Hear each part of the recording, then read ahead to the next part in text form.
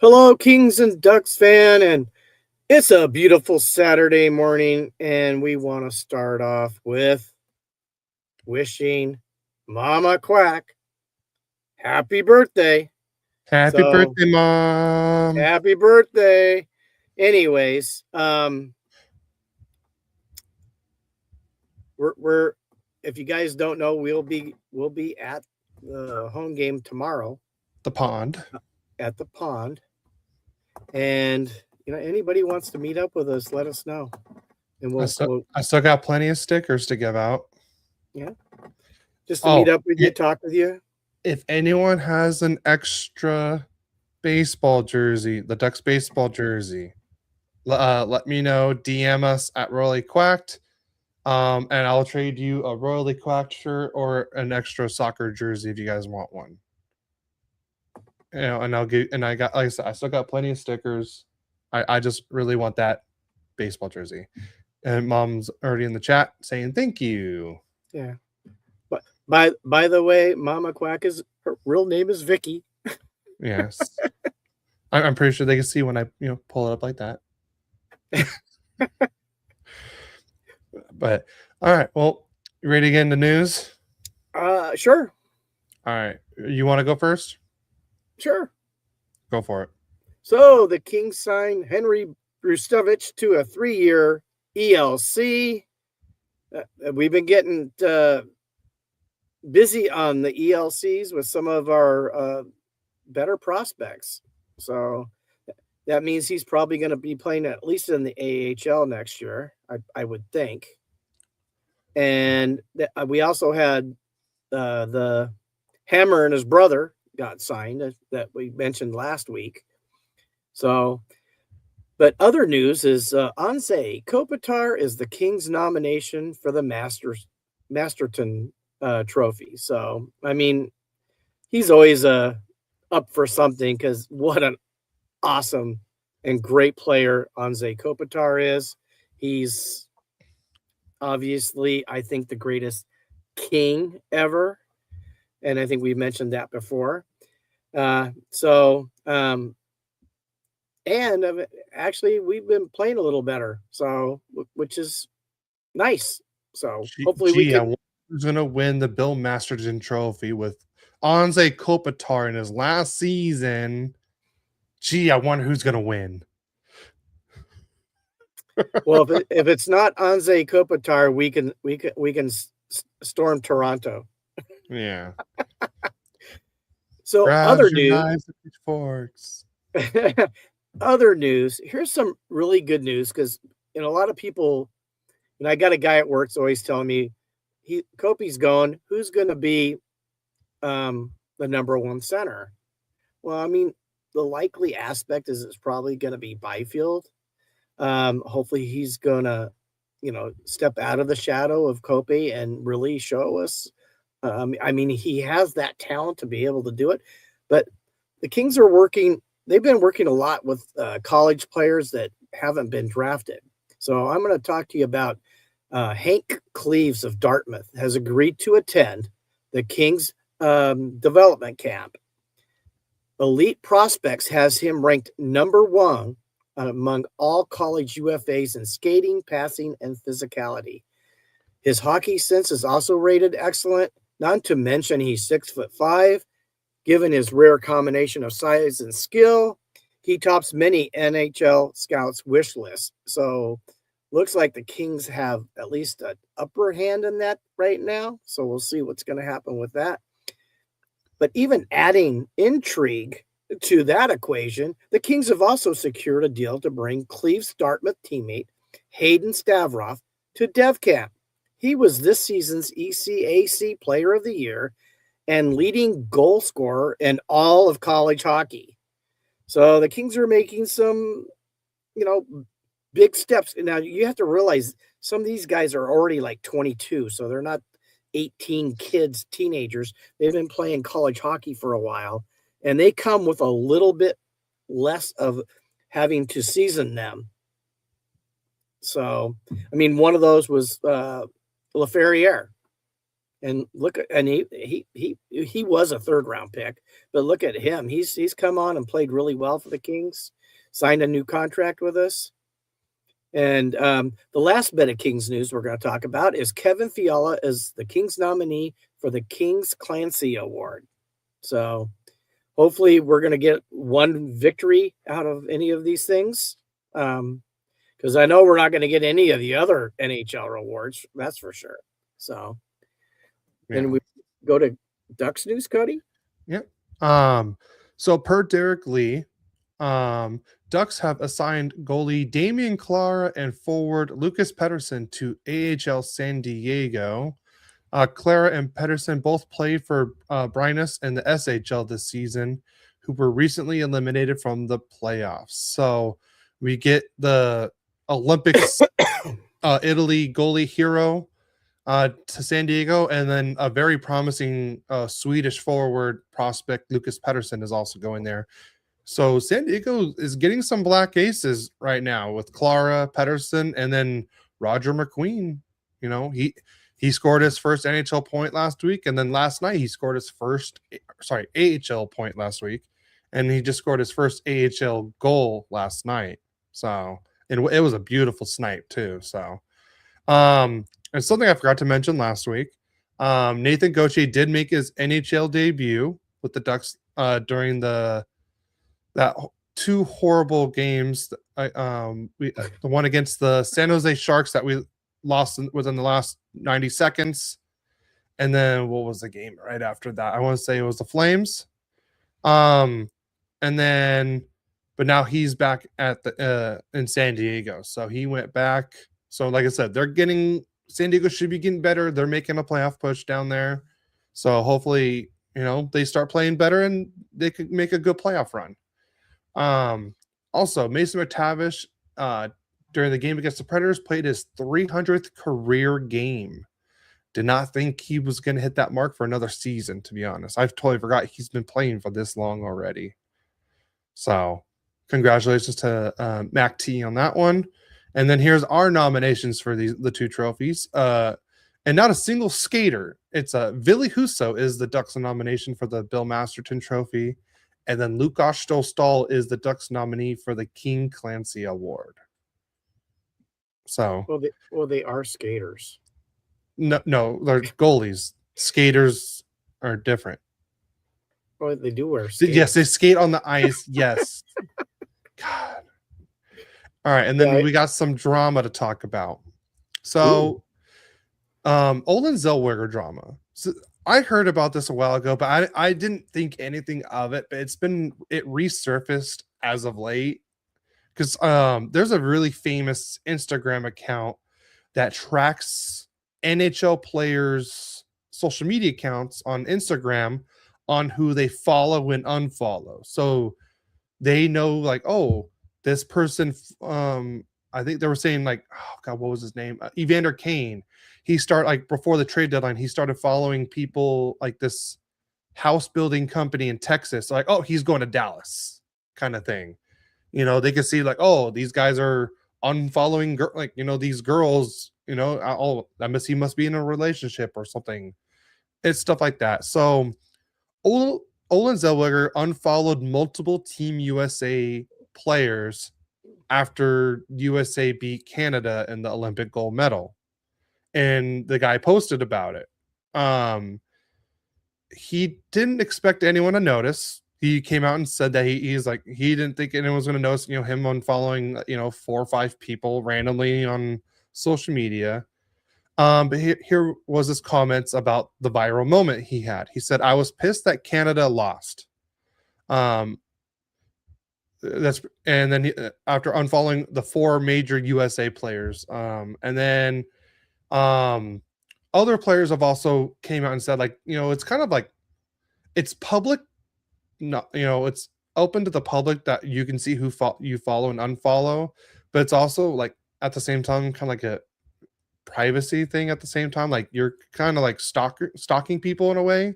So I don't know, what do you guys think about this? I'm kind of curious because I would hate to see people notice who I'm following and unfollowing all the time. So that would be kind of, very what's the word I'm looking for? I lost the word I was looking for.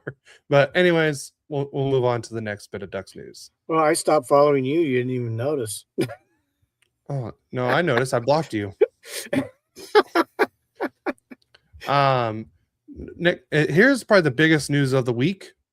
The Anaheim Ducks have announced they agreed to a multi-year contract extension with general manager Pat Verbeek.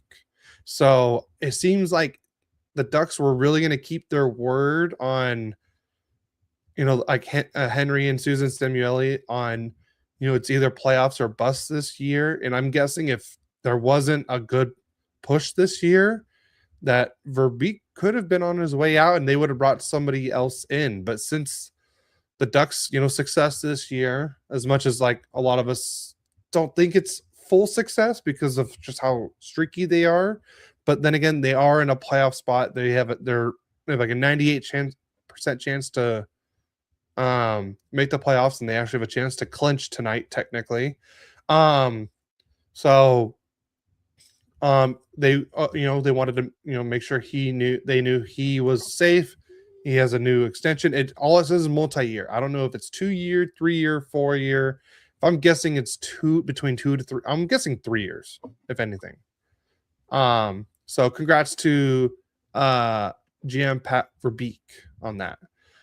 Next up is Leo Carlsson, in 198 games played, opened the scoring the other night and became the third player in Anaheim history to score 60 NHL goals before his 200th career game. Can you name the other two, Dad? Well, it's in the notes. Yes, I can. True. Did not think of that. Anyways, I would have said Paul Kariya for one, for sure. Yeah. I may have taken me a couple more guesses to get Bobby Ryan. Same. But you look at how many games was it did he play to get it? 198. 198, and Paul Kariya did it in 118 games, and Bobby Ryan did it in 139 games. So that means Kariya was scoring a goal every other game. Actually, a little better than that for those first 108. The NHL was different when Kariya was playing. It was more higher scoring. True. A little less within Bobby Ryan's term, but the Ducks were still really good when he was coming up, so that helped his case. And then we're going on Swedish news now with Carlson. Leo Carlsson tied Philip Forsberg with 60 goals for the fourth most goals by a Swedish player before the age of 22 in NHL history, only behind Matt Sundin, who had 83 goals, Lucas Raymond, who had 64, and Gabe Landeskog, who had 61. Yeah, some pretty good some names right there. Yeah, really nice names there. Yeah, absolutely. So, and that will be it for Ducks news. So now we'll move on to the top news around the league. Okay, the Florida Panthers and the New Jersey Devils have been eliminated from playoff contention. Wow. I mean, Florida was the big one, but they've been injury prone this year. Yeah. New Jersey also has been injury prone. So, I mean, not, I think, as bad as Florida. But go on to the next bit of news, because obviously it kind of ties into not being in playoff contention, right? Yeah. So the New Jersey Devils have announced that they have fired general manager Tom Fitzgerald. And then I'm gonna just add real quick to the next one is also the New Jersey Devils have announced that Luke Hughes is being shut down due to undergo a procedure and to get a head start on off-season rehab. Supposed to knock out the. Well, they're already out of playoff contention. Yeah, it makes sense to give him more time to heal. You know, he's going. You know, he signed that big, huge contract, sort of like Lacombe did. Mm-hmm. You know, you want to make sure he's 100% when the season starts next season. And right now it doesn't matter if he plays. So there's one team that you for sure knew this was going to happen. But the Tampa Bay Lightning, Buffalo Sabres, Montreal Canadiens, Pittsburgh Penguins, and Utah Mammoth have all clinched a playoff spot. Now, nobody's surprised about Tampa Bay. Yeah. But, nobody thought the Sabres were going to come up like they did. I mean, I thought Montreal would probably be a playoff team, so I'm going to give them a pass. I mean, as not being as big a surprise. Yeah. And then the Penguins have played exceptionally better than what anybody thought. Yeah. And I think one of the scariest teams to want to play in the playoffs is the Utah Mammoth. They're good. And they've got everything you need to win at least one playoff series. So, yeah. And it's nice for hockey that it's not always the same teams. Agreed. I mean, 100%. Unless it's the Kings and Ducks, we always want them to be in. But I mean, when obviously you get tired of seeing the same teams. Nobody wants to see Edmonton in the Stanley Cup final this year, right? Yeah, and we already know Florida's not going to be in the final, so we're already going to get someone new in the East, so that's kind of nice. Well, we're going to get a new Stanley Cup champion. Yes, for sure. Now, the thing is, is the streak going to continue for a Florida team to make it to the Stanley Cup final? Oh, like Tampa Bay? Yeah. Well, because we had Tampa Bay in 2020, 2021, 2022, and then Florida in 2023, 24, and 25. They've been to now 6 straight. Okay, you're talking a Florida team to play in the finals. To play in the final. Okay, got it. Sorry. Okay.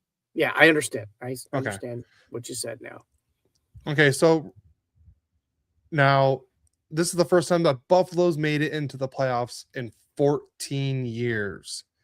The last time the Buffalo Sabres made the playoffs, their lead point getter that year had 32 goals and 73 points, and that was Thomas Vanek.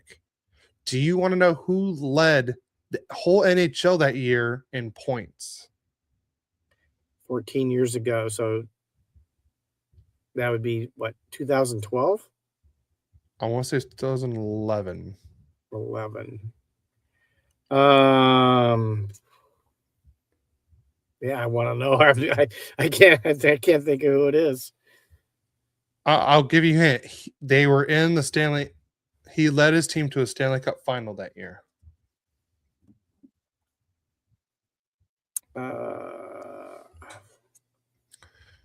That was the Blackhawks were in it. I don't remember. That was 2010.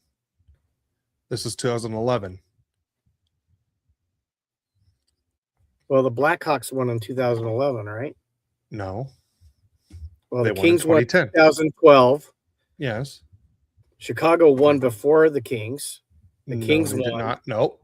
No, really? No. Because I thought it was 3 out of 5 years they won, and the other 2 years the Kings won. Yes. So it went the Blackhawks in 2010, and then in 2011 it was the Bruins. 2012 it was the Kings. 13 Blackhawks, 14 Kings, 15 Blackhawks. Really? Okay. I still don't. Geez. Who would? I'll give you a hint. You guys beat them in the first round. Yeah. So here you go. Now here's Adam. 2011 was Boston versus Vancouver.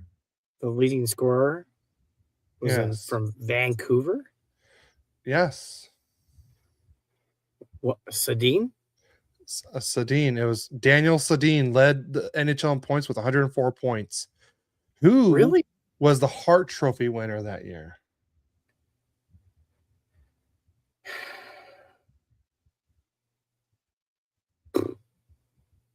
Yeah, I'm drawing a blank. Yeah, no kidding. Well, it's not like I focused on Boston and Vancouver in 2011. To be honest, I'll give you a hint. Your franchise hated this player for years until this year when he signed with you guys. This year? Here's a hint. Oh God! What? It wasn't okay. Corey Perry was the Hart Trophy winner in 2011. That's And right. just He to save scored. us time, yeah, he scored 50 goals that year. Yeah, I Just to remember save him winning time, that. yeah, just to save time, Tim Thomas led the NHL in goals against average and save percentage with a perfect 2.00 goals against average and a 938 save percentage. But that was also the year everyone was saying his pads were illegal. So there you go. And then that was also 938 is incredible. yeah. So by the last time the Sabres were in the playoffs to when they finally clinched again, it was 5,457 days later. Yeah, and who knows what kind of run they're a hot team. They are. I wouldn't want to have to play them, be honest with you. It all depends on who they play in the first round. So we'll move on to the next one. The New York Islanders general manager and executive vice president Matthew Darche announced that Patrick Waugh has been relieved of his contract coaching responsibilities, and Peter DeBoer has been named the head coach of the New York Islanders, and it is a multi-year deal. He is going to finish this season, and he has 4 more years after. So he'll make them better, but they'll never make it to the cup. Ouch. Well, that's a DeBoer thing. No, he's taking teams to the cup. But they don't win. They don't. Yeah, they haven't won. I mean, everyone could say the same thing about Paul Maurice. He did the same thing, and now he's won back to back. Yeah, and the players will end up hating him. Well, yeah, I would say more goalies. He gets a mutiny unless he changes his what he does. But he's very demanding. Is this a weird season? We've had 2 coaching firings with less than 10 games left. 2. And it was already a weird year because we only had 2 coaches relieved of their duties before. Like normally we get like 4 or 5. But in a season, but this year and it took us forever just to get the first one. Yeah. So Adam says he will win back to back, but won't repeat if he was, Paul Maurice. Well, he won't repeat for sure. But I think this was the Islanders. I think that was smart on their part because they knew Peter DeBoer was going to be probably the top candidate amongst all the other teams that are looking for a new coach. The Kings. Who was the other team that fired their coach? Why am I drawing a blank? Who else fired? Who fired their coach before the Kings did? I mean Vegas, but I don't think DeBoer was going back to Vegas. There was another team that fired their coach. I can't remember who it was. Yeah, I don't. But I think this was their way of getting him before it was too late, or they had to really compete with other teams. And from what Elliot Friedman said on 32 Thoughts is he is the 3rd highest paid coach. So they paid money to bring him in. Interesting. We'll see if that turns them around. We'll see. Yep. And then you can go ahead and talk about the next one. Well, you talk about Mr. Steady, captain of Team Canada, Sidney Crosby adds to his legacy once again with his 21st straight point per game campaign. That's amazing. And not only does he do that, but he's a class guy, and he's willing to joke around and have a good time. Obviously, we know him and Fleury like to do that a lot. Yeah. And I go, how can you not like Sidney Crosby? If you take Sidney Crosby away, I'll say Kopitar was probably the best draft pick from that year. Yeah. But Sid the Kid, who's not a kid anymore, and they made a play on that in that commercial, which I thought was very ingenious by the NHL when they did it, him with a bunch of kids was a fun commercial. I really liked it. I don't know if anybody we they need to start taking notice because it's a great sport, and if you don't get involved with and learn about hockey, you're missing out because it's. I mean, I, I'm in a podcast about it. I was a basketball player in high school. I didn't play any kind of hockey until I was 27 when somebody asked me to play street hockey. And that, I mean, I was always paying attention to hockey, but that turned into when I really started really loving hockey. And look at what's happened, Cody. Yeah. My you, our whole family's big time hockey. We'd rather go to a hockey game than anything else. So Yeah, I'd much rather do that. So anyways, on with that. You get this next fun one. I want to hear all about this. What you're gonna say? Okay, so there's Brady Kachuk drama in Ottawa. So everyone knows that the Kachuk brothers have their own podcast, the Wingmen podcast. They had their dad on, Big Walt, and they were talking about players that, they shouldn't be crying about skipping starts. They should be playing every game kind of thing. A lot of people were thinking, oh, he must be talking about some of the players down in Florida or just players in general.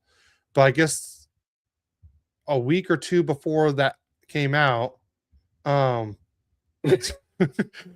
I'm laughing because of what Adam says. When isn't there Brady drama? That's true.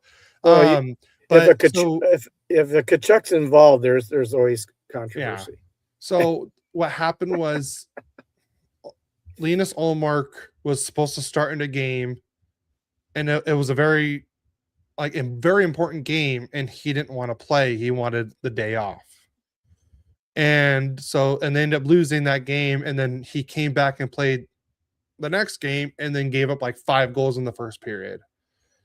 And they were saying that Big Walt targeted Ullmark on that, and they just kind of let Keith Kachuk just say whatever he wanted on the podcast. They could have easily said or cut it out from the podcast, because they don't do it live like we do. They record it and then post it later, so they easily could have taken that part out, but they didn't. So this makes me wonder, could Brady Kachuk be on his way out this offseason of Ottawa? I mean, he's a very hardcore American player. Could he want to do the same thing that his brother Matthew did and leave Canada to go play somewhere in the United States?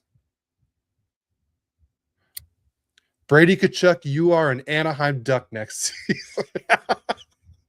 Well, you speak of I would love that, though. I would do that in a heartbeat.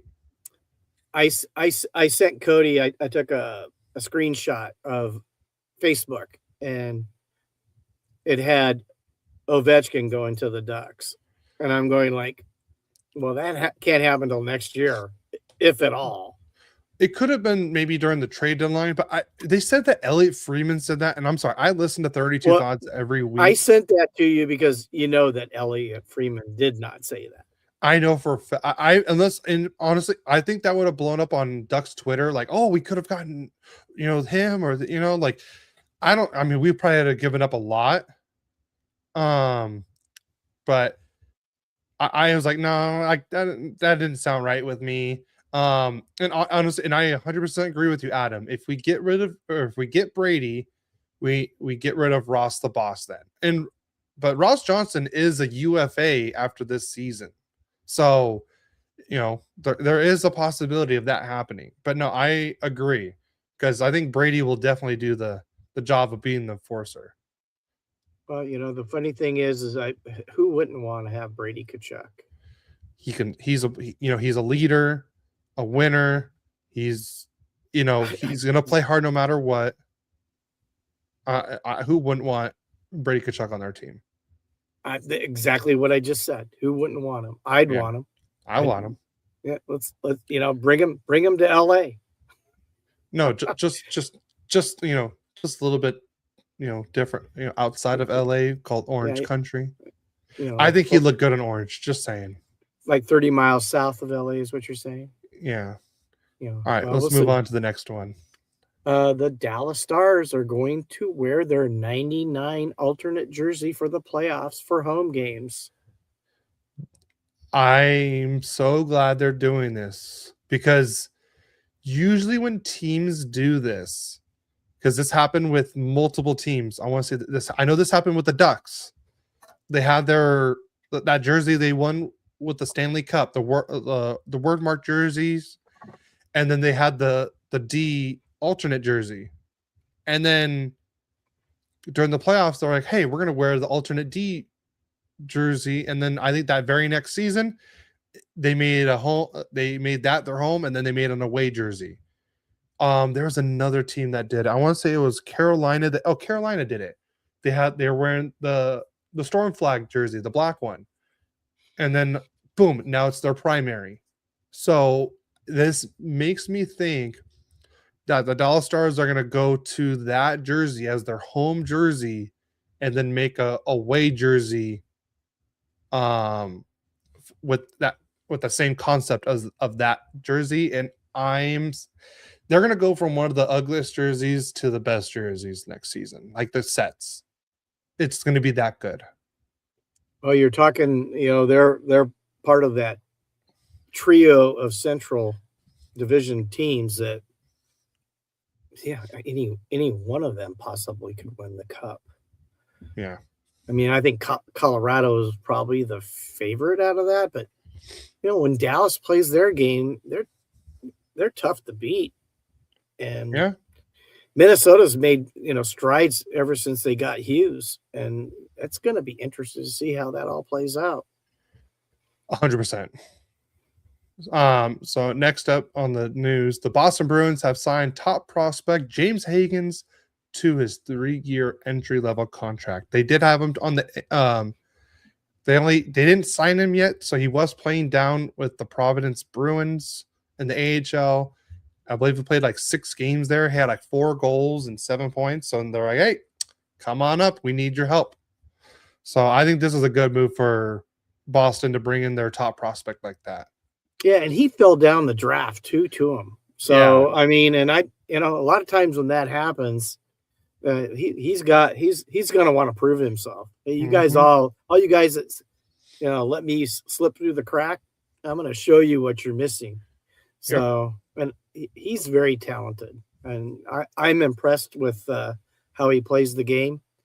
I don't know if it's going to turn into a NHL standout, but I think he has a excellent chance of doing that. So on to other news. Let's go up to Seattle, and Ron Francis is stepping down as president of hockey operations for the Seattle Kraken. And obviously, they've had their ups and downs over the last few years where they're bad, they're good, they're bad.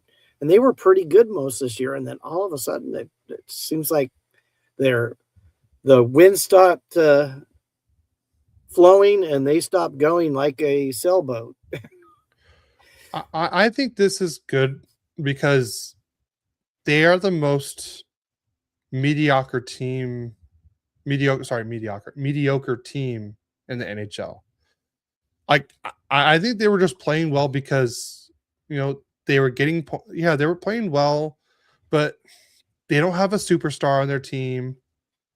They have and I think they only really survived because Philip Grubauer just became a Vezina candidate all of a sudden this year. Because he was just horrible ever since he signed with them before that. They don't have like a top 6 or it's more like a bottom 12, really, seems like. Like 12. That's what it seems like, because they have Beniers, but like I like Beniers. I like him, but he's not a superstar. He's not someone that's going to lead his team like Carlson, Cutter, Byfield could possibly. Okay, now let's be realistic. Byfield is not in that category yet, and Yeah, I but I am would say a Kings fan. Byfield has a higher ceiling than Beniers does. Let's hope so. This is just what I'm thinking. I think once the shadow of Kopi goes, he's got to flourish, or he's Agree. going to be a bust. Yeah. And I So mean, I don't want that, Kings fans, and I hope you don't. Yeah, we know how you feel, Adam, because you got quackers in your brain. I wouldn't be shocked if Adam has like every single Byfield jersey in his closet. Oh, just a secret shrine for Byfield. So he's the closet Byfield fan. Yeah, I can see it now. Oh God. But like remember that came from Cody, not me. Yeah. But I've never liked how Seattle, because I feel like this was the year for them to be bad, and because there's a lot of top picks. Like if you're in the top 5 in the draft, you're getting a franchise changing player this year, for sure. Top 3, top 4, and I felt like this was the year for them to do that, and they just wanted to compete like I said, I follow Seattle Kraken Instagram accounts, and they're all talking crap like this was the year we should have been in the lottery. We should have played worse. Like, we're competing for nothing. We're still going to be a mediocre team. So yeah, I don't understand how they do it. And maybe with Ron Francis gone, maybe they can change the way they think now. The only Byfield merch I have is a signed puck that I won at a raffle. I'm still trying to sell it, but no one wants it. Cody, I'm disappointed. all I got to say, Adam, I go, you don't have to sell it. You can just give it to me. I'll take it. There you go. Or you can give it to me and I'll give it away on the podcast. I'm just kidding. I love you, Adam. I just thought that was funny. I had to say, I don't know why. It just came to my mind. Yeah, all right, go ahead. Well, where are we? The league forward. The league has fined ex-Duck Calgary Flames forward Ryan Strome $5,000 for cross-checking Jason Robertson early in overtime of a Dallas 4-3 overtime win over Calgary. He's still mad that the Ducks traded him, I guess. Just took it out on Roberts. Trust me, he definitely got his revenge already. So, but I'll talk about that later. Emily Kaplan reports that Patrick Waugh may remain with the New York Islanders as a scout. So, and the last bit of league news, and if you're a hockey fan, you already know this. The Colorado Avalanche have clinched the President's Trophy and the curse. Dun, dun, dun. Most teams who win that do not go on to win the Stanley Cup. Yeah, very true. So who's it going to be? It would be amazing, just to be honest with you, somebody who hasn't won it in a while. It's just, who would be fun? I mean, Buffalo. And I know yes, Buffalo would be fun to win it. I mean, okay, so if I'm going to be cheering them on. So okay, if we're going off of right now, I think the top 4 most fun teams that are not our teams. So our teams are out of it. You could, as much as I would love to pick the Ducks as a fun team to win, I'm staying away from the Ducks. I'm staying away from the Kings. I'm gonna say, oh shoot, do I have the standings? I'm gonna say Utah, Minnesota, Buffalo. I don't want Edmonton or Vegas to win. They've already won. I don't want to say Montreal because I don't want a Canadian team to win. Well, I'll go Carolina. I think Carolina deserves it. Those are my top 4 fun teams. I can't disagree with that. It would be fun to see a playoff run where there's teams that hadn't been there in a long time. See, and I agree with Adam here. I'm only supporting Buffalo if they're in the Goat Head jerseys. Okay, so there was a podcast I was listening to. They were talking about because after they announced like the Dallas Stars are going to wear their 99 alternates.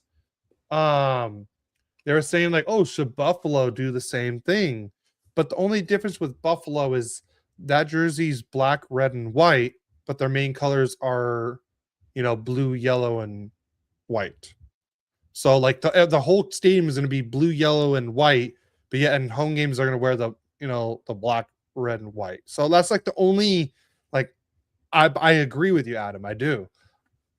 I just think that's the only thing, like, it's going to be weird. It's not like a home game for them because their colors don't match up with the arena or anything. All right. What were you going to say, Dan?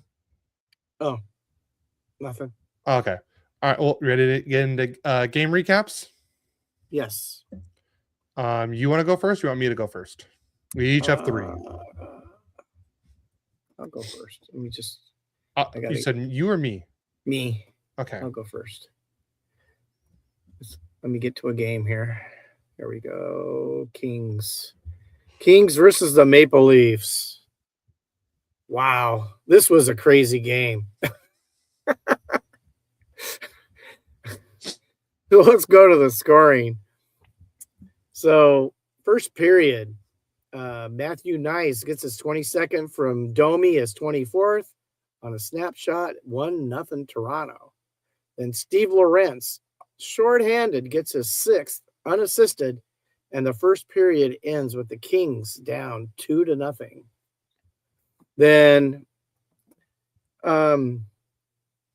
Adam's favorite King, Quentin Byfield, gets his 19th from Wright his third and Moore his 15th on a tip in, and it's 2-1. Then I think, obviously Kings MVP once again. Adrian Kempe gets his 31st from Anderson his 15th on a snapshot, and we're tied 2-2. John Tavares, there's a guy, I picked him up. He's just having another great season, even with a terrible team. Yeah. Yeah, he's like Crosby. He just keeps going and going. He's like the Energizer Bunny. He gets his 30th on the power play from Nylander, his 47th, and Nyes his 40th, and it's 3-2 Toronto. Then Kings, trade deadline acquisition, Artemi Panarin gets his 27th from Brant Clark, his 31st, and Kempe is 36th. And all you Kings fans on Facebook with all those different little Kings things that are part of it, trading Clark is not going to happen. You don't want to trade that guy. I mean, he's going to be a staple for some years. We need to get him signed. Hopefully, Holland doesn't wait as long as he did from Kempe, but let's get that guy signed. And that tied the game 3-3. Then, on the power play again, Easton Cowan gets his 10th from Tavares, again, his 37th assist, and Nice is 41st. It's 4-3 Toronto. That's how the second period ended. That was a crazy second period. I mean, that's a period, if you go to the game, you are energized because it's going back and forth. This game went back and forth. It was probably one of the most fun games to watch. Lots of scoring. People like scoring. So the third period starts off with Adrian Kempe getting his 2nd of the game and his 32nd of the season from Panarin, his 52nd assist, and Edmondson his 19th, and it's 4-4. And this is where the tide turns a little bit. Samuel Hellenius gets his 5th from Ward his 4th and CC his 8th on a wrist shot, and the Kings are up 5-4. After being down 2-0, now they're up 5-4. Then Alex Laferriere gets his 19th from Trevor Moore on a wrist shot, and it's 6-4 Kings. Then the tide turns again. Nicholas Robertson, Jason's brother, gets his 15th from Dakota Joshua's 8th and on a wrist shot, and it's 6-5 Kings. Then at the 13:29 mark, Matthew Nice gets his 23rd from Tavares, his 38th, and Maselli his 24th, and it's 6-6, and we go to overtime. And who wins it in overtime but Captain Chaos's favorite king, Quentin Byfield, gets his 20th from Panarin, his 53rd, and Kempe his 37th. At the 2:33 mark on a wrist shot, and the Kings beat the Maple Leafs 7-6. Way to go, Adam. See, you talked about Byfield, and look at the game he had for you. He also said that I think the Go-Ahead is the greatest jersey of all time, or jersey ever made, in my opinion. I agree. So in overtime, they had 3 forwards on the ice. Byfield, Panarin, Kempe. Yeah, they did do that. But now, so the next day when I was on Instagram, or was it Twitter? I think it was Twitter or X, whatever. One of the accounts I follow, I can't remember what it was. They were saying like, oh, if you forgot the score of the Toronto Kings game last night, you could just think about when the last time the Maple Leafs won the Stanley Cup. 67. And Paul Bissonnette like commented on it saying, "You son of a," because he's like a hardcore like Maple Leafs fan. Well, yeah. So have you ever seen his commercial? Which one? All the fans are going crazy around him all the time. Next thing you know, he's in the shower, and they're right outside the shower, and he goes, "Guys, that's enough." No, I haven't seen that one. No. Oh God, it's funny. With Paul Bissonnette? Yeah, he's in the shower. What's the commercial for? I don't know. I'm going to look this up now. You know, I just watch it for it was funny. And you know, I actually like him as an announcer and everything. Let's go to the 3 stars in my game before I forget. Yeah, go for it. Matthew Nice is the 3rd star with 2 goals, 2 assists. What a great game he had. Panarin was the 2nd star with a goal and 2 assists. And then Adrian Kempe, the 1st star with 2 goals and 2 assists. Now on to your first game, Cody. I'm trying to see which one is. I'll have to try to find it later. Adam says, "Oh no, Toronto lost again," and then he also said that commercial is great. All right. Someone has to tell me which commercial it is. I'll look it up while you're doing your game. It is so funny. All right, I think they have 2 or 3 of them with him in it. Okay, I'll do that. Let me know which one it is. So the Ducks hosted the Calgary Flames was on 4/4, so April 4th. So here's the good news: the Ducks scored first. Finally, yay!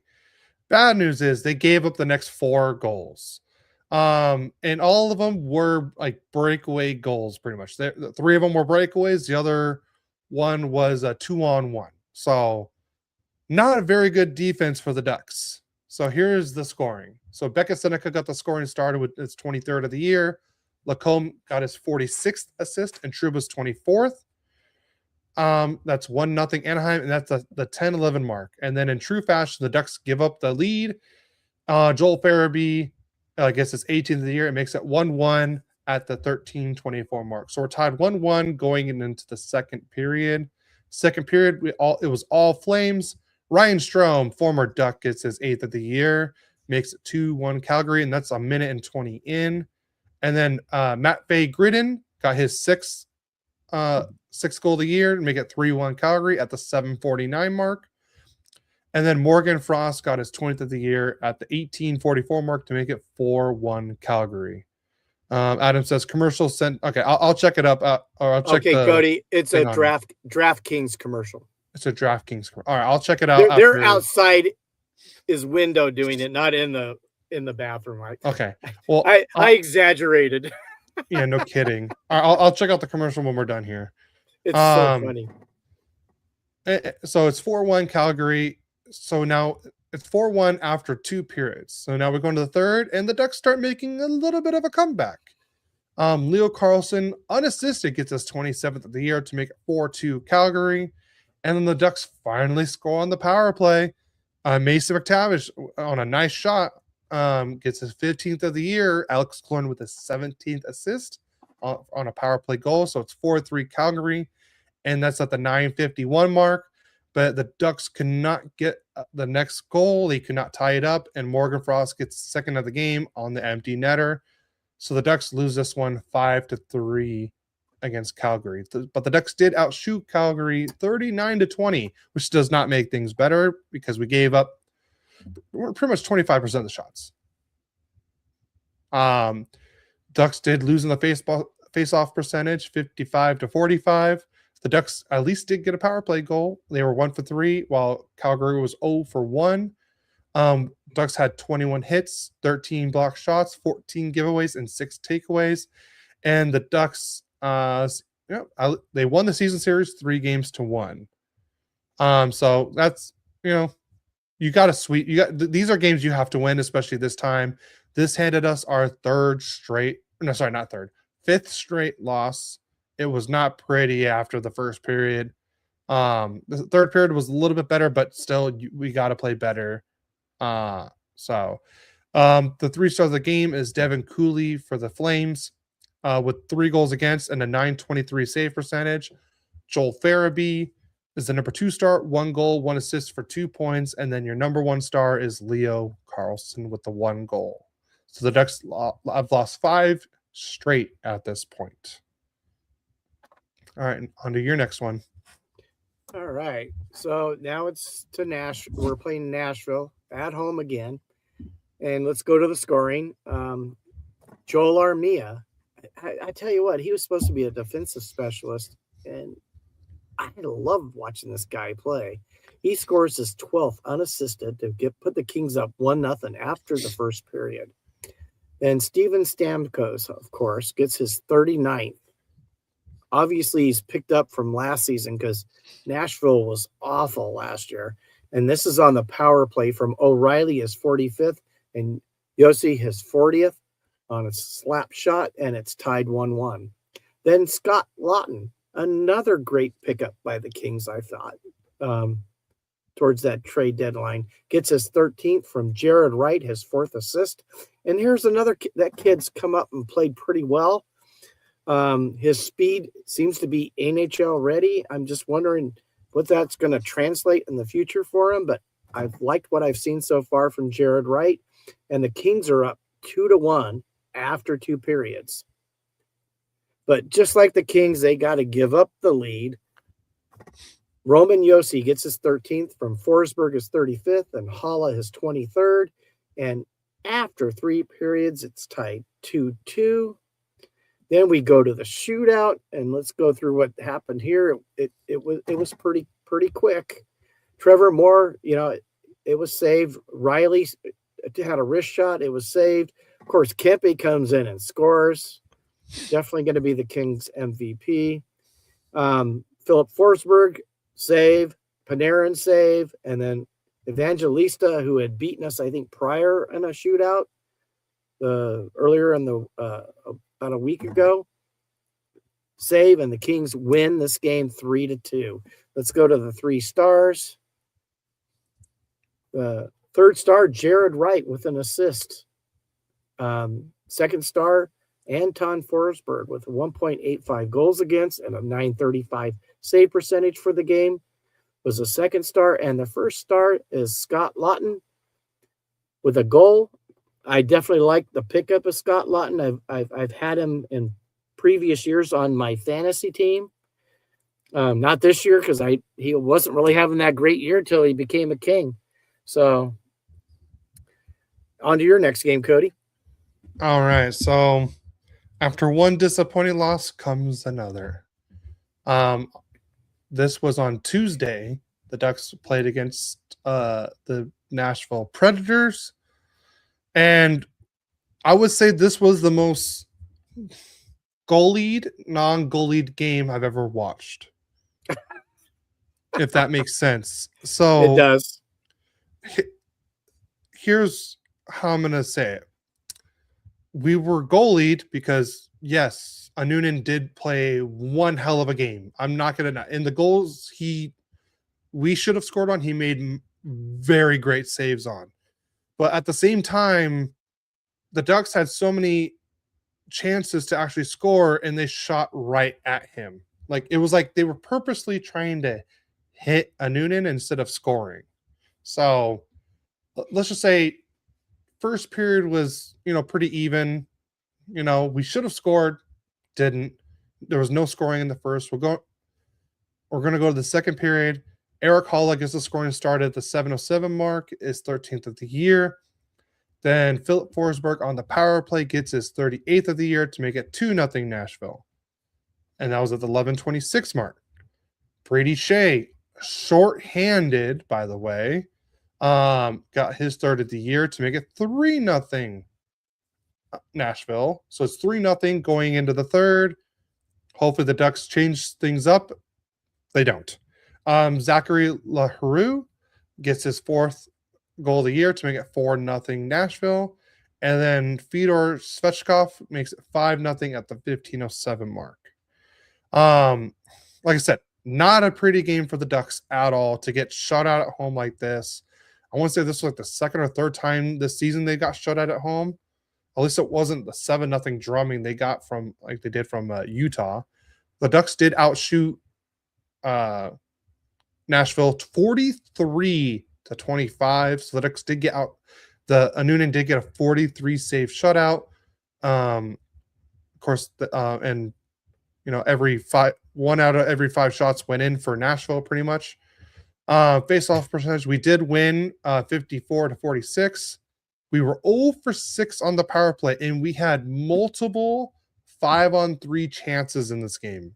I mean, not long chances, but I want to say we had like at least over 2 minutes of total the whole game of 5-on-3, and we did not score. You have to score on 5-on-3. You have to. Nashville was 1 for 4 on the power play. The Ducks had 19 hits, 9 block shots, 16 giveaways, and 4 takeaways.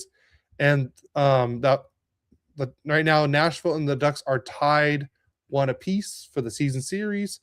And we'll discuss the next one because the Ducks will play their last game of the regular season in Nashville. But we'll talk more about that later. I'll do the 3 stars. Brady Shea, 1 goal, 1 point is your number 3 star. Ryan O'Reilly is your number 2 star with the 2 assists for 2 points. And then your number 1 star is Eustace Anunin with the shutout in a 43 saves. So this season, they have the best goal save expected stat. Mm-hmm. In this game, Eustace Anunin had the highest goal save expected this season in one game. Wow. He had a 5.97 goal save expected. So he was almost expected to give up 6 goals in this game and had a shutout. That's pretty good.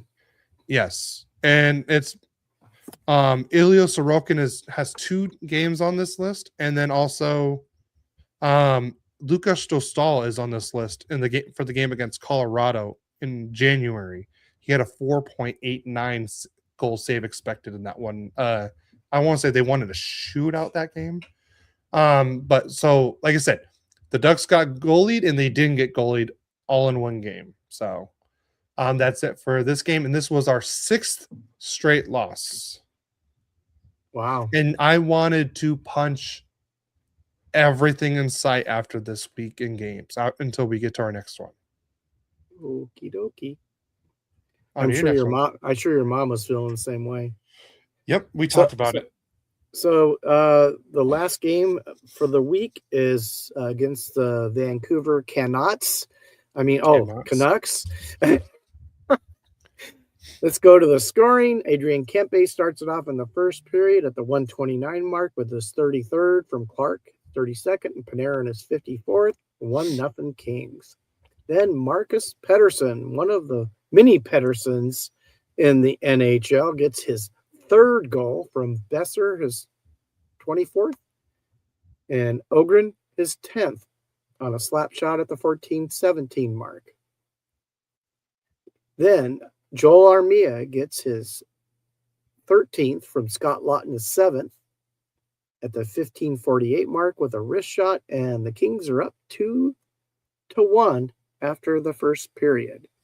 We go to the second period, and Adrian Kempe scores just before the period ends at the 19:31 mark on a tip-in from Edmondson, his 20th, and Panarin, his 55th, and the Kings are up 3-1.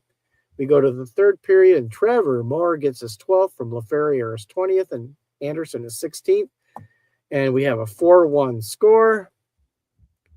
Let's go to the stats. Let's take a look and see what happened. The Kings on the faceoff circle have been really excellent here lately, 63.3% to 36.7%. They had 19 hits. The Canucks had 21. And we had 15 blocks. The Canucks had 11. The giveaways, we actually beat them in that one too. We had 18, they had 17. And then on takeaways, they had 4, we had 3. Let's go to the 3 stars of the game. And we have Panarin, the 3rd star with 2 assists. Forsberg again, 2nd star with a 1.00 goals against and a 960 save percentage. And the number 1 star, Adrian Kempe, with 2 goals. And that's how the week ended. And on to your next game, Cody. All right. So after 6 straight losses, the Ducks host the San Jose Sharks in what I would say a must-win game. It had to been. Luckily, the Ducks played like it was a must-win game finally. Leo Carlson got the scoring started, got his 28th goal of the year, assist from Chris Kreider, his 26th assist, and Minchikov's 13th assist, and that was at the 2:59 mark. And it was a beautiful play. Oh, he deked a player, went inside, then went back, wrist shot on Askarov. Beautiful goal.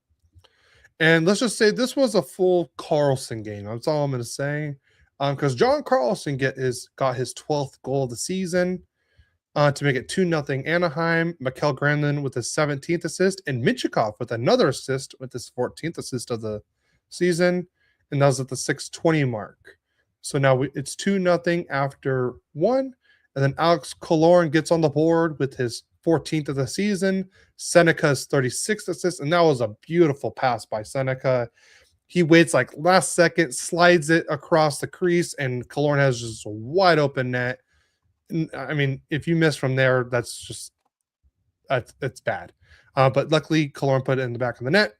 So it's 3-0 Anaheim, and that was at the 5:15 mark. We move on to the third period, and then John Carlson again on the power play gets his 13th of the season. Assist from Troy Terry and Beckett Seneca makes it 4-0 Anaheim at the 10:31 mark.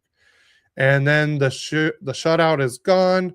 Secure Mukamadulin gets his 5th of the year.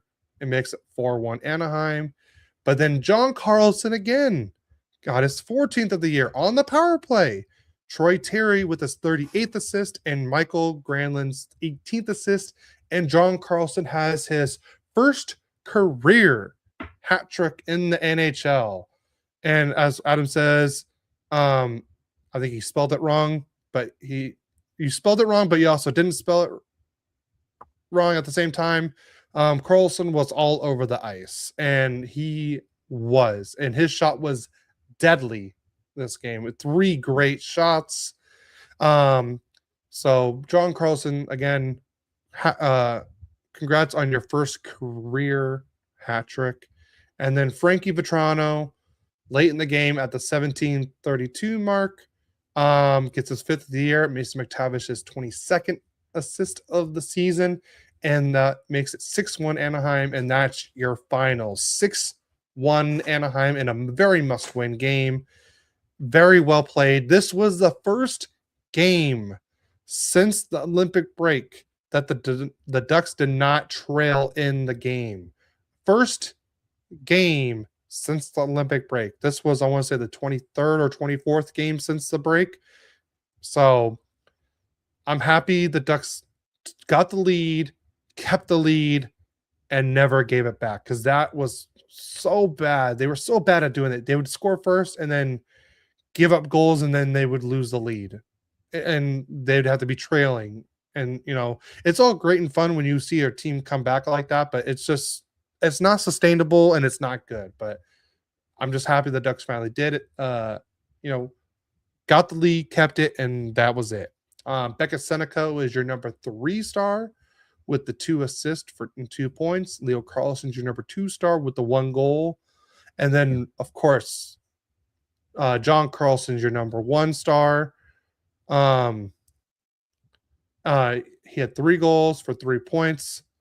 It was a joke about both of them being all over the game. Leo, yeah, but there is no K in either Carlson, though. They both start with C's. And there's two S's in Carlson. There's 2 S's in Leo Carlson's, not right. John Carlson. Here are the stats for the game: 30 shots on goal for the Ducks, 19 for the Sharks. The Ducks win the faceoff percentage, 58-42. The Ducks were 2 for 3 on the power play, and the Sharks were 0 for 0. So the Ducks did not take a single penalty in this game. That's good. 19 hits for the Ducks, 22 block shots for the Ducks, 15 giveaways, and 9 takeaways. And that is the last game of the season against the San Jose Sharks, and each team won 2 games. So, and we're done with the game recaps, correct? Yes, we are. All right. So I went 2-1. You went 1-2. Mm-hmm. I am 43-35. You're 42-35. So we're you were a half game lead last week, and I got a half game lead this week. But you know what's funny? Since January 9th, I have gone 26-8. After horrible as I was earlier in the season in predictions. That's a pretty good run. I'm amazed at it. I didn't even realize that. I thought I just had that hot streak in the last 3 or 4 weeks, but it's actually been going on since January. So it was a smart ass joke, betrayer. Calm down.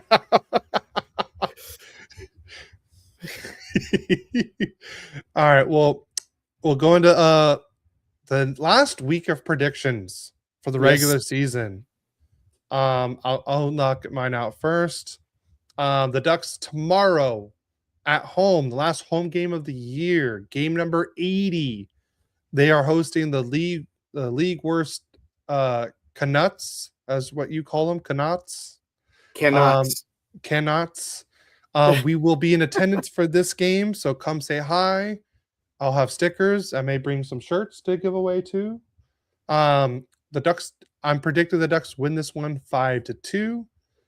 And then the Ducks go on the road for the last 2 games. They start on the road on Tuesday, game number 81, and they're going to be in Minnesota. I'm going to predict a 4-2 loss. And then last game of the season on Thursday, April 16th. Like I said, last game, the Ducks are in Nashville, and I'm going to predict a 5-3 win. Okay, perfect. So the Kings have their last home game tonight against the Oilers. I have them losing that game 5-3. I hope I'm wrong. Then they go to Seattle, and I predict a 4-3 win in overtime. Be specific on that one, huh? Mm-hmm. And then they play Vancouver Canucks again, and I have them beating them 5-3. And then they're going to play the Calgary Flames, and they're going to win that game 5-4. And that's the way it is right there. Next season is over. After that game, then we'll be going into the off season to see what changes might happen throughout the league. So there is a chance for the Ducks to clinch a playoff game or clinch the playoffs tonight. Oh, we got a surprise. Kevin's in the chat. Hey fellas, how you been? Sorry I've been able to stop in and support. I've been working Saturdays recently. It's all good, Kev. Just glad to see you back. Yes. Welcome back, Kev. So I have to have you back on the podcast again. Yeah, glad to have you in the chat. So here are the clinching scenarios for the Ducks. And the Ducks do not play tonight. So they don't control any of this. So if the Wild beat the Preds in regulation, the Flyers defeat the Jets in regulation, and the Canucks beat the Sharks in any fashion, the Ducks will clinch a playoff spot tonight. All three have to happen for the Ducks to clinch. Wow. Yes. So there's a lot of scenarios going on right now on who can clinch what, pretty much. Sounds good. So I'm not even going to go in that. I don't even want to talk about that. We are at the bottom end of the playoff pool right now, and there's too many games left, too many scenarios. I'm just going to pray for whatever happens. Oh, Kevin says, I'll be at the Seattle and Vancouver games to see Kopi one last time. That's awesome. Oh, cool. I've been to Seattle. So great. I love that. Arena's great. I would like to go to Vancouver once for sure. All right, but here are the playoff standings right now. In the Atlantic, Buffalo's leading with 80 games played, 106 points. Montreal Canadiens are the number 2 in Atlantic, 79 games played, 104 points. And Tampa Bay, 79 games, 102 points. Nobody's clinched the division yet in that one. Metro, the Carolina Hurricanes already did clinch. 79 games, 108 points. Pittsburgh Penguins clinched. We already talked about that earlier. 79 games played, 98 points. And then the Philadelphia Flyers, 79 points, 92 points. They're in the 3rd spot in the Metro. And then Boston, 79 games played, 96 points. They hold the Wildcard 1 spot. And the Ottawa Senators right now, 79 games played, 94 points, are clinching, or so far are in the Wildcard 2 spot. The teams that are looking, that are out, are looking in, is Detroit with 79 games played, 91 points. The Islanders, same thing, 79, 91. Blue Jackets, 79, 90 points. And then the Capitals, 79, 89 points. So that's in the East. And so far, your playoff matches are going to be, let's see, Carolina versus Ottawa, Buffalo, Boston, Montreal, Tampa, and Pittsburgh and Philadelphia. Oh my God. A Pennsylvania series. Ooh. That will be fun to watch. Yeah. In the West, in the Central, Colorado already clinched the President's Trophy. 78 games played, 114 points. Dallas Stars are in number 2. 79 games played, 106 points. Minnesota Wild, 79 points, 102 points. We already have a confirmed playoff match between Dallas and Minnesota. It's already confirmed. They can lose the rest of their games and they'll still play against each other. In the Pacific, it's still anyone's division pretty much. Edmonton Oilers, 79 games played, 90 points, are in the 1st spot. Vegas Golden Knights, 79 games played, 89 points. And then the Anaheim Ducks are number 3 right now, 79 points. 79 games played, 89 points. So there's nobody in the Pacific that's going to make it to 100 points this year. Yeah. Pretty much. 96 is the best we can get. Mm-hmm. Oh, and 95 from 95 for the Ducks. Yeah, well, the only one that could best that would be Utah. If they won all 4 games, they go to 98, and they would clinch the number 1. But they're in the Central. I know, but imagine that there's 4 teams in the Central better than the first place team in the Pacific if it happened. Yeah. Wouldn't that be just pathetic how the Pacific is? Yeah. And then the wild card one spot was already clinched by Utah. They have 78 games played, 90 points, so they're already in the playoffs no matter what. The LA Kings are in the wild card 2 spot, 78 games played, 85 points. But the teams that are out looking in, Nashville Predators, 79 games, 84 points. Winnipeg Jets, 78 games, 82 points. San Jose Sharks, 78 games, 81 points. The Blues, 78 games, 78 points. And then the Seattle Kraken, 78 games, 77 points. I think there was, where did I see it? Was it here? So the Boston Bruins will clinch tonight if they win versus Tampa in any fashion, or they get 1 point plus a Detroit loss, or if the Islanders and Philly lose, or if they get a Detroit loss plus a New York or Philadelphia loss. God, there's a lot of these things. Ottawa can clinch if they win versus New York in any the Islanders in any fashion, or if Detroit loses versus New Jersey in any fashion. Detroit will be eliminated if if they lose against New Jersey in any or a regulation loss against New Jersey, or if Ottawa gets at least 1 point, or if they get 1 point plus Boston at least 1 point and a Ottawa win. Some of these are just long. The Capitals will be eliminated if they lose in regulation against Pittsburgh, or if the Flyers win against Winnipeg in any fashion. God, the Seattle one's a lot. I'm not going into those ones. Here, how about this? The Oilers will clinch if they get at least 1 point against the Kings tonight, or if the Jets don't beat Philly in regulation. And then Vegas, if they win versus Colorado in any fashion, or if they get 1 point and Nashville loses, and if Winnipeg loses, or if Nashville loses, San Jose loses, and Winnipeg loses. So a lot of those weird scenarios. But Kevin also says in the chat, incredible that this Kings team will likely make the playoffs. What a weird division and year. Yeah, I mean, it doesn't help that half your points are just from overtime losses anyways. That's cheating. Is it cheating? Yeah, Adam, too many stipulations. And I agree. That's why I was like, I don't want to go into all of them. So we did have one question. Let me pull it up. From Rich RZA on Instagram messaged me saying, Gudis, is he done after this year, or is he coming back? Done. I think he's done. This is what I would want. This is my perfect offseason for this part.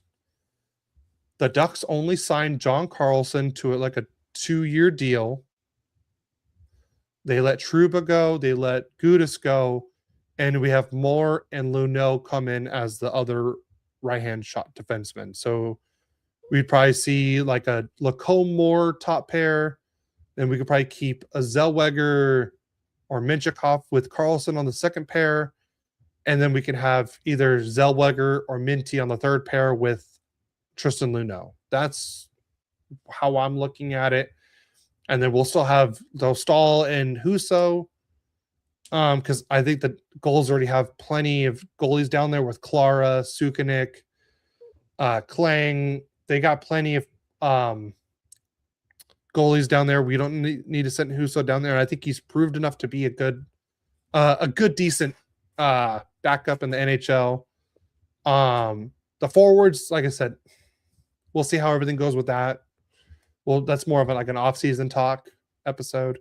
So, but I think Gudis should be done, and then we'll name a new captain. I'm guessing it's going to be Leo Carlson, as the next captain. Or Ta-da. I would say either him or Cutter. Those are my top two choices now. Unless McTavish somehow changes himself this year, then he could be the other one I see. But other than that, I don't. It's going to be either Cutter or Leo to be captain. Yeah. Well, Terry. No, if Terry was going to be named captain, he would have been named captain before Gudis did. Terry doesn't even wear an A. Really? Yeah. So Gudis is the captain, and the people that have been wearing A's this year has been Leo, Killorn, and McTavish. Strome was wearing an A from time to time, but he's gone in Calgary now. So I think it's gonna be, and Killorn's on his Jerry for president. I was not expecting that. Leo's captain for the next decade sounds amazing. I 100% agree with you, Kevin. Oh, man, Adam, that was funny. Terry for president. There you go. Captain Chaos once again. Yes. So,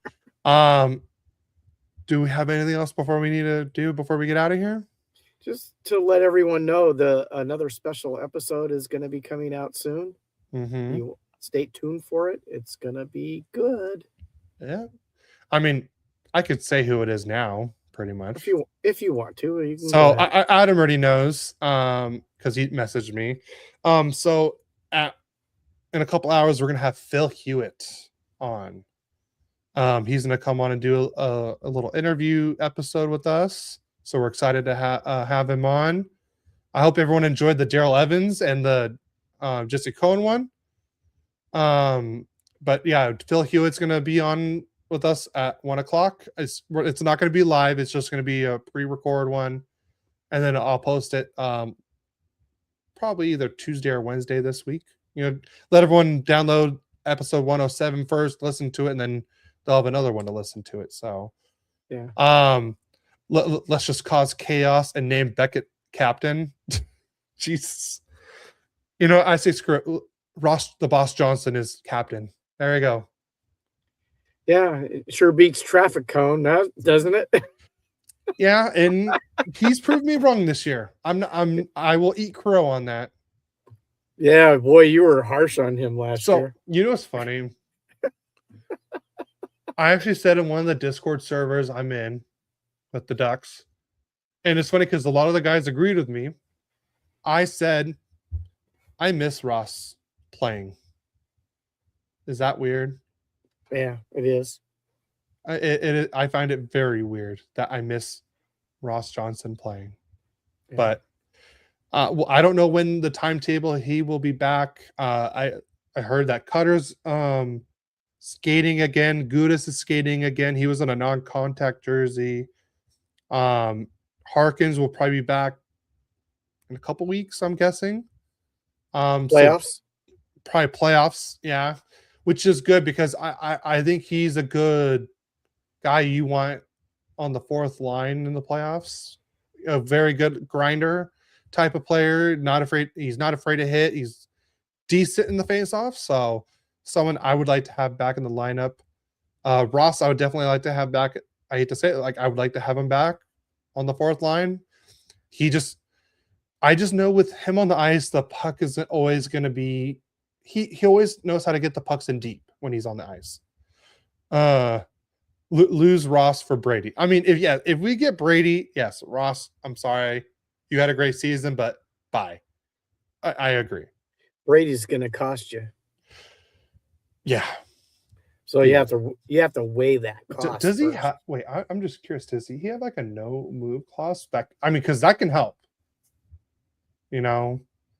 If he has a no move clause. Ottawa. Let's see. He has Brady Kachuk. Oh, come on, don't freeze on me now. Year 7. It doesn't say.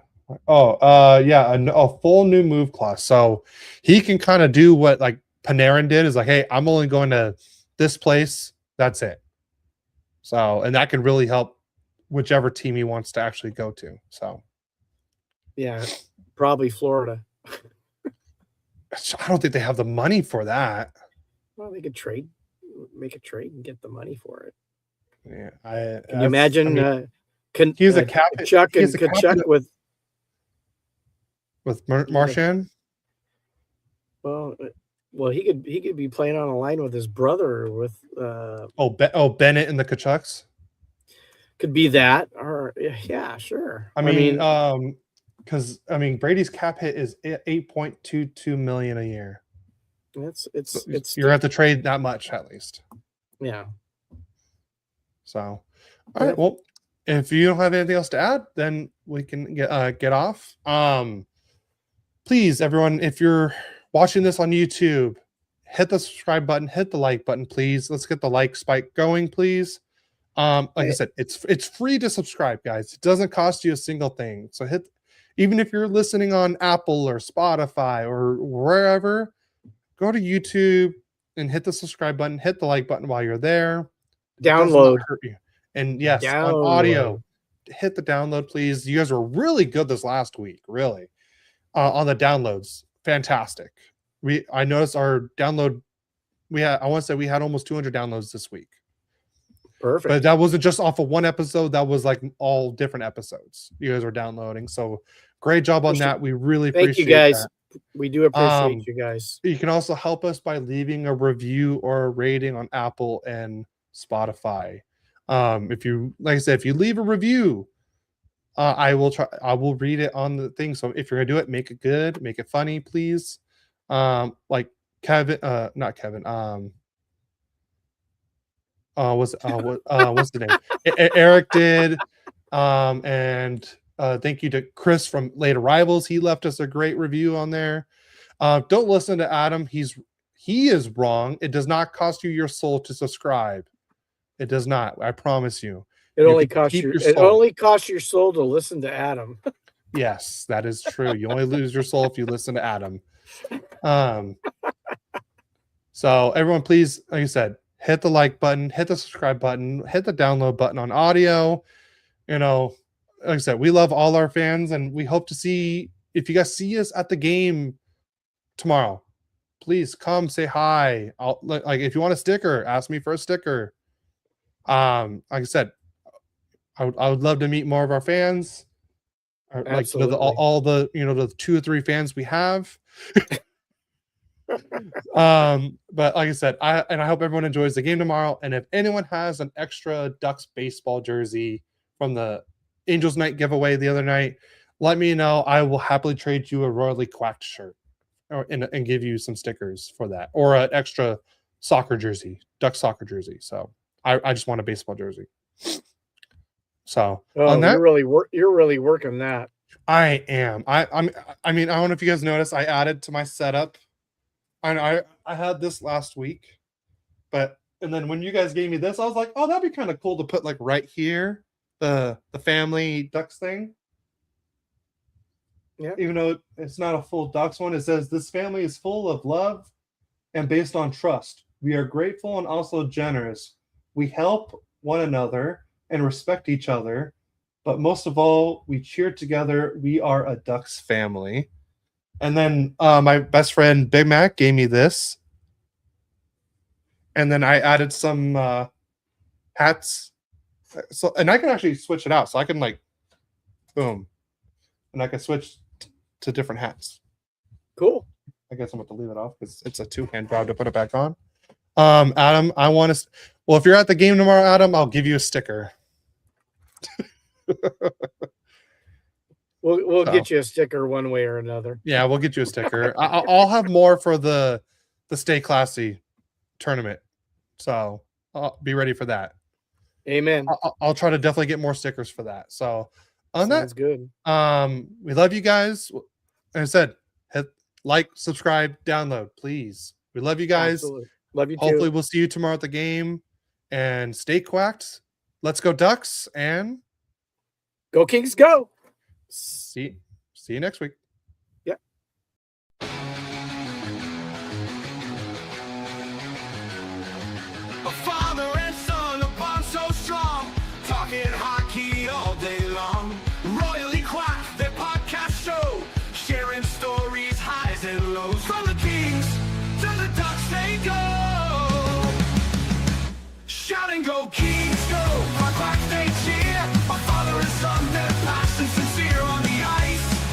and